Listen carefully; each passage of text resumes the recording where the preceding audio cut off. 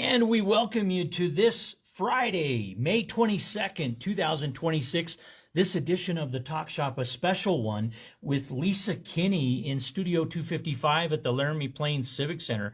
Today, Armed Forces Day. This is a really important day. And Lisa, share what it means to you as a citizen in America and a resident of Albany County.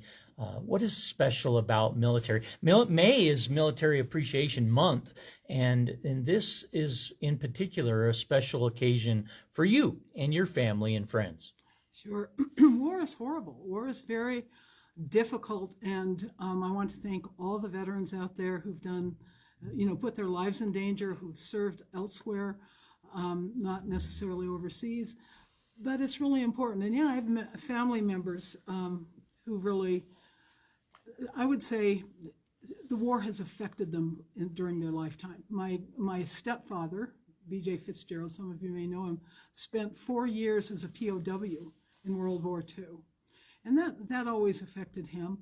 My brother-in-law got a Purple Heart. He suffered from Agent Orange, and now he has Parkinson's disease and a new heart. So it keeps on going. My husband was in Vietnam too, and he has ongoing PTSD. I mean, even after all these years. And one of the things and Terry Cook, I'm going to mention Terry Cook because he's here in Laramie, and another veteran who is wonderful. But all of these people live with the horrors of being in a place where you're having to make decisions about either killing people or being killed or hurting people or being hurt. And so it's important. And today or this weekend is a time to thank everybody. And I think one of the things that hasn't happened is I don't think that we as a country have taken good care of our veterans. I think they're cutting their benefits. Everything is getting harder and harder. That makes me sad because I think most families, many families, are still suffering from the many wars. 13 individuals so far in the war, Americans, have been killed in Iran. And, it sounds like Cuba is coming up from what he's saying.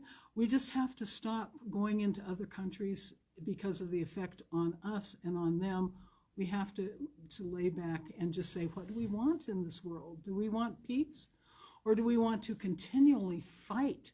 For what reason? And yes, none of us want to have Iran have nuclear capacity and be able to bomb us, but negotiations worked. We were in a contract with Iran, and it wasn't going to happen until it was torn up, and now there's none. So then should we bomb them or should we try and negotiate? That first agreement between the two, it took 18 months. It took people with skills in negotiation. It took scientists going over there. It took people together, working together. And now we're getting overnight, we're getting 12 hours, 24 hours of a vice president talking. It's just not working. So what's going to happen next? I don't know. And Congress never approved it. And it was supposed to be approved yesterday by the Senate, but they went home because it was going to pass. And what is going to pass is War Powers Act, and that's permission or non-permission given by Congress to the president to continue to bomb. And what happens? Lisa, what do we need to do? What do we need to do specific for military veterans, men, women, in service? What do we need to do for them to make it right? Is it even possible to make it right? In terms of the emotional disruption that people who go through war and who are in the service feel, we should be able to make that right, and I'll tell you how. In 1977, all mental health centers throughout the United States were shut down. So there was one in Wyoming, it was shut down, and here's what was said to all of us. We're shutting these down because local mental health centers can take care of all these people, and they can't. That's why we have homeless people. That's why we have veterans on the street. That's why we have people without health care. So you haven't even mentioned suicide, the ultimate symptom of a cry for help. Absolutely. No one's getting helped in terms of mental health. We've cut it out. And I just heard the president speaking on the way over that they're putting $1.5 trillion into defense.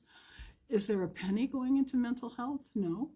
And then in terms of health care, oh my gosh, health care is being cut back. All these veterans are trying to find health care to take care of themselves. And talk about suicide. It's a huge, huge problem. So yeah, we are not doing enough for veterans. You know, again, if I'm elected, that's one of the things I'm going to stand up and fight for, because you have to have good benefits for the people who helped us.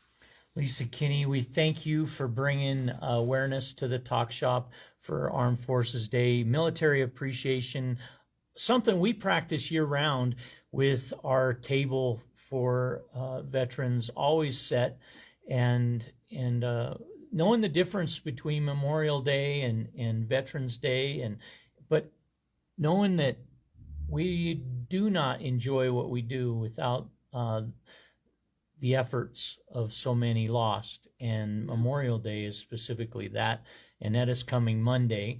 And what's your tradition? What will you do to celebrate and remember our veterans and military men and women lost on Memorial Day? Well, one of the things, I go to the graveyard, and what's happened in the past is they'll put little wreaths by all the veterans, you know, in the Laramie graveyard, and it's really emotional, it's dramatic, and it gives me chills just thinking about going and saying thank you personally. You know, see, it makes me cry to all the people who have died on our behalf. I want to mention one, Dick Brown, he joined the services to go to Vietnam with my husband many years ago, and he was killed within 6 months. And he's on the little plaque in Laramie, and we're going to go over and take roses to the plaque at the University of Wyoming. Nice. And put on that too. And then, of course, there are lots of different celebrations, and I plan to. What a nice tradition. That. I will make my way to the Cheyenne Veterans Memorial Graveyard, and that cemetery holds my father. Wow. There. So I will make that part of my day, and even small part, a fraction of your day, be it Memorial Day or any day throughout the year, there's a huge humble that comes over me, and I suspect many others that loss, whether in combat or following service, always to be remembered and always significant, and that's why 721 gun salute is so even more powerful. I can just flash back to the moments where that has been a symbol of service and importance to me and my family, for family members and friends serving and lost in harm's way. Today is Friday. Many people remember everyone deployed with wearing red. You wear green. Why do you wear green, Lisa Kinney?